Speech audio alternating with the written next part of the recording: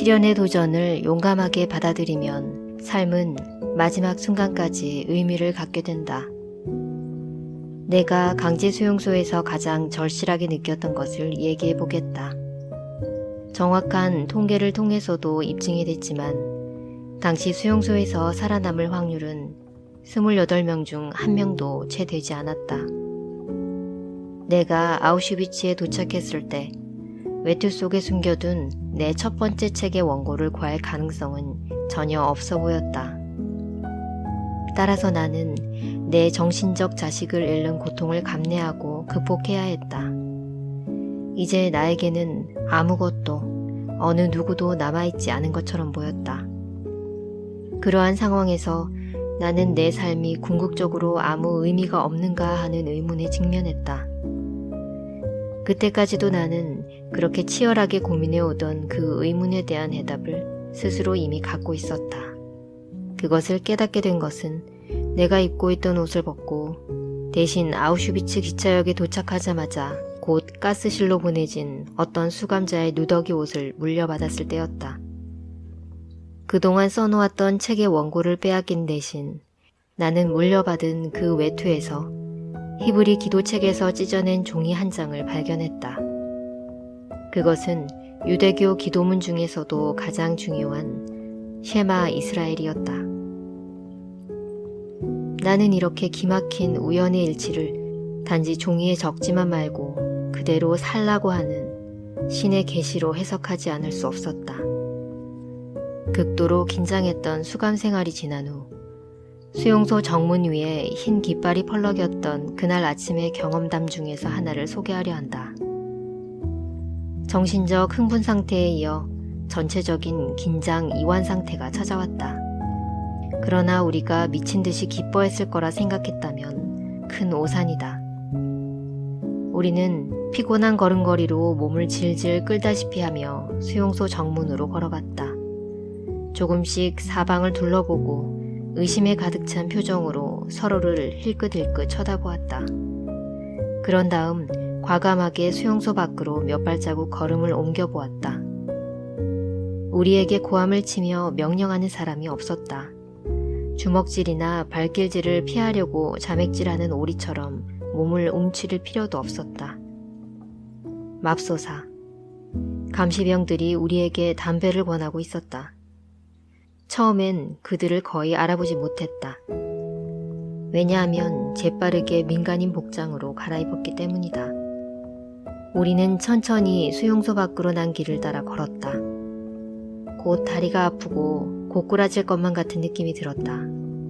그러나 우리는 절뚝거리며 걸었다. 자유인의 눈으로 그 전까지는 미처 보지 못했던 수용소 주변을 천천히 살펴보고 싶었기 때문이다. 자유. 우리는 스스로 몇 번이나 이 단어를 되뇌었다.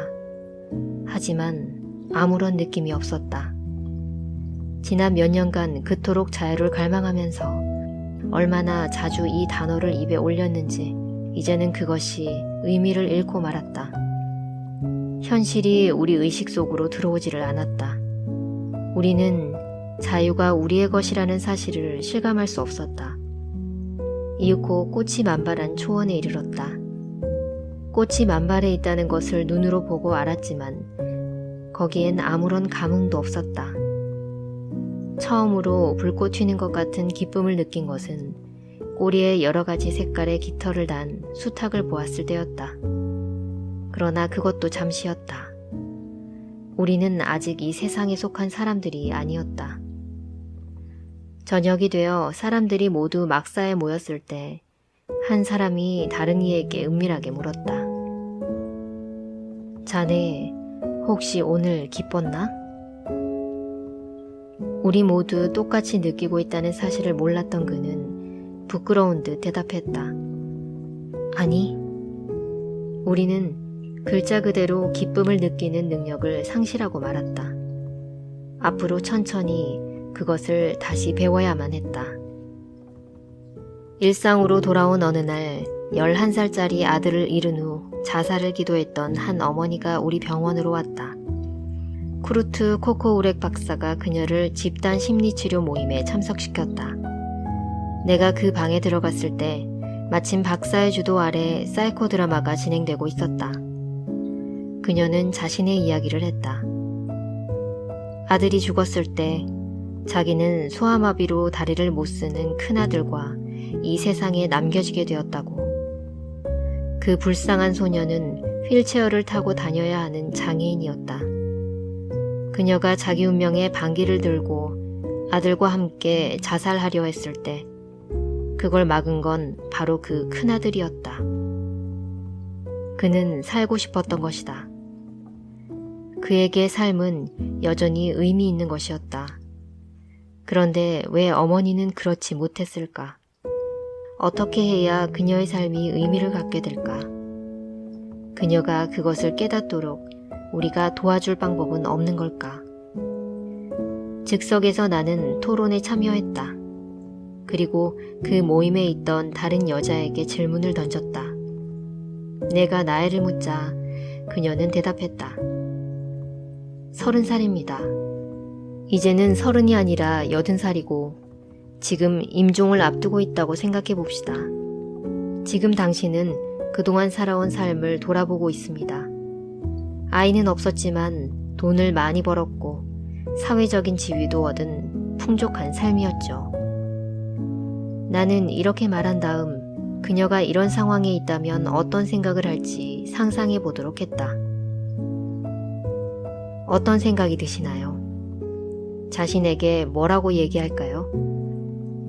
여기에 당시 녹음했던 테이프에 들어있는 그녀의 말을 그대로 적어보겠다.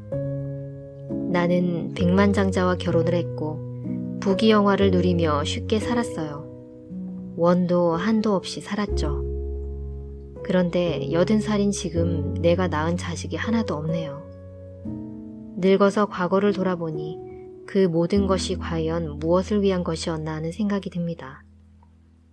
내 인생은 사실상 실패한 거라고 생각할 수밖에 없을 것 같군요. 그런 다음 나는 불구의 아들을 둔 여인에게도 이와 같이 스스로 자기 인생을 돌아보도록 했다.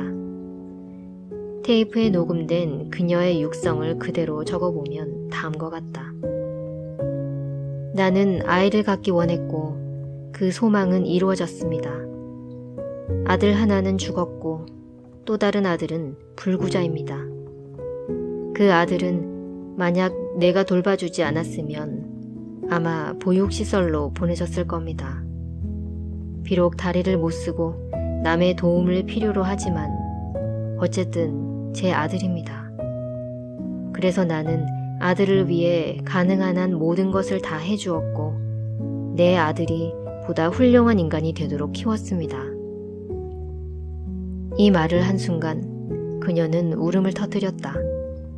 그런 다음 계속 말을 이었다. 내 얘기를 하자면 저는 제 삶을 평온한 마음으로 돌아볼 수 있습니다. 왜냐하면 제 삶은 의미가 충만한 삶이었고 그것을 성취하고자 노력했다고 말할 수 있기 때문입니다. 저는 최선을 다했습니다. 제 아들을 위해서도 최선을 다했습니다. 따라서 제 삶은 절대 실패한 삶이 아닙니다. 임종의 순간을 맞아 과거를 돌아본다고 생각하자 그녀는 갑자기 자기 삶이 갖고 있는 의미, 그녀의 고통까지 포함된 자기 삶의 의미를 볼 수 있게 되었다. 아무리 절망스러운 상황에서도 삶의 의미를 찾을 수 있다는 사실을 잊어서는 안 된다. 왜냐하면 그것을 통해 인간의 잠재력이 최고조에 달하는 것을 볼 수 있기 때문이다. 잠재력은 한 개인의 비극을 승리로 만들고 공경을 인간적 성취로 바꾸어 놓는다. 하지만 만약 피할 수 있는 시련이라면 그 원인을 제거하는 것이 더 의미 있는 행동이다. 불필요한 시련을 견디는 것은 영웅적인 행동이 아니라 자학에 불과하기 때문이다. 인간이 시련을 가져다 주는 상황을 변화시킬 수는 없다. 하지만 그에 대한 자신의 태도를 선택할 수는 있다. 두 번째 인생을 사는 것처럼 살아라. 그리고 당신이 지금 막 하려고 하는 행동이 첫 번째 인생에서 실수했던 바로 그 행동이라고 생각하라. 어떠한 상황에서도 삶의 의미를 찾아내는 능력만 있다면 우리는 언제나 승리자일 것이다.